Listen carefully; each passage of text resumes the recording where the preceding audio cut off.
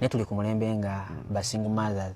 bakuze n'abaana baabwe abalenzi bo bawa magezi ky'okufuula abaana abo abasajja kubanga ogambye nti akuze ne maama we maama ne wayagala omwana we mulenzi tasobola mufuula musajja kakati ke kali ke nakugambye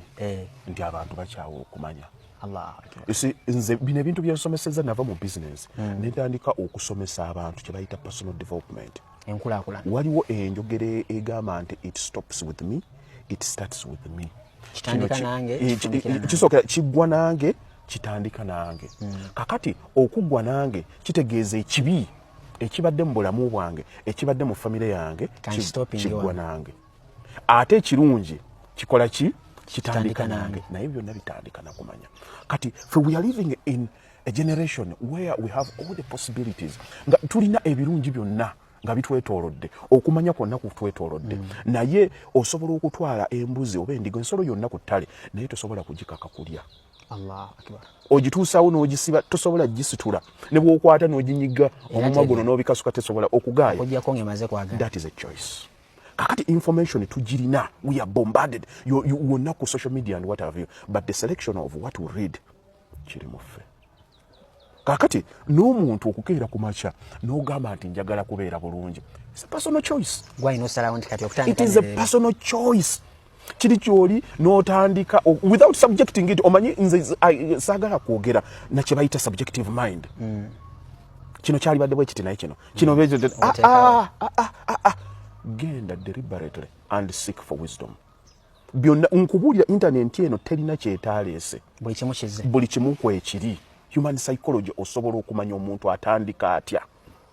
tufunye abantu basomye bafunye ebintu bingi nnyo ku social media buli lunaku akeera ayingiza information of which abantu abasinga abategevu bamanyi is a lot of trash kyetuteeka mu bwongo bwaffe tusoma tuwuliriza ebintu naye tetucross checking ani abitubuulira asinzidde ku ki okumanya kwe kuvaawa akola biki olwaleero wojja n'osanga omuntu ng'asomesa ebintu ebya ssente naye nga akyasula nate wataata we naye nga byalowoozaako byasomesa asomesa abantu nze mbalabe ne ku TV kuno babuulirira abantu manyi toli mutwego toli mugavu oli nabubuulira but when you go back and you analyze you see there is a difference between knowing and doing okumanya n'okukola byanjawulo okitege kati abantu babuulirirwa abantu naye nga ate babuulira tebiri mu bulamu bwabwe kati olina omusanga ng'awa message naye ng'ate naye message gyawa agyetaaga abantu abafunye information yenfu ennyo bw'ofuna information yenfu kitegeeza ofunye butamanya naye ate abantu abo ne beeyagalira nnyo mu butamanya bwabwe kituufu okay otuuka the amount of arrogance meetings eddala ffe abavubuka yanjawulo nnyo nkisiba nkiddinganya abantu nti entandikwa y'obutamanya kulowooza nti buli kimu okimanyi mu bulamu yes mu nsi olina okuleka obwongo obwo bubeere nga buli teachable omulimu ogugwo kucekinga ekintu kino kivaawa kyova olaba abantu bakootinganga kino tukyogedde the University of Oxford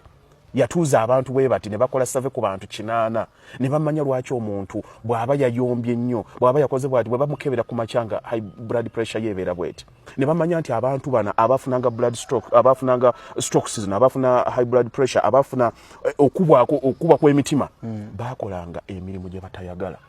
So that means ku weekend balina kubanga bawummudde naye olw'essande bwe lwalinga lukya ne batandika okweraliikirira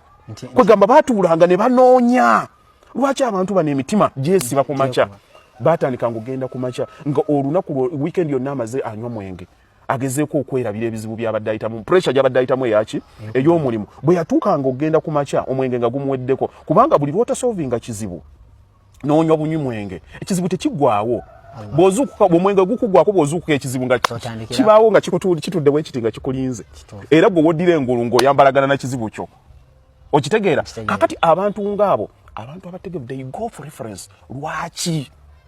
kakati omuvubuka w'olwaliro bw'otandika okumubuulirira because they are already equipped ne wrong information tawuliriza yes the arrogance oyo atubuulira atugambanga ani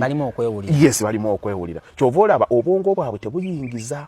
nekyomugamba but tunuliranga nnyo omuntu who has walked the talk tunuliranga nnyo omuntu abaddeko mu bulamu bw'olimu buno obudde ate alina waatuuse omanyiru osobola okubaako bw'okwata notisize n'ogenda ng'osomaasomamu abasajja bonna abagenda okulwana ba general batandika kusoma ba Napoleon Hill omusajja yalwana atyo olutalo yali yebaka atya abakyala be yabanga nabo bafaanana batya they assess you read by reference naye ani ayagala okumubuulirira ennaku ntegeddemu nti abavubuka tulina ekizibu kiri kimu betwebuuzaako ng'ate twenkana mu ntegeera ate nga kyetulina okukola tulina okunoonya ani akusingako mu kino we bakugambira nti gwe you are a total sum of your 5 friends you are a total sum of the last 5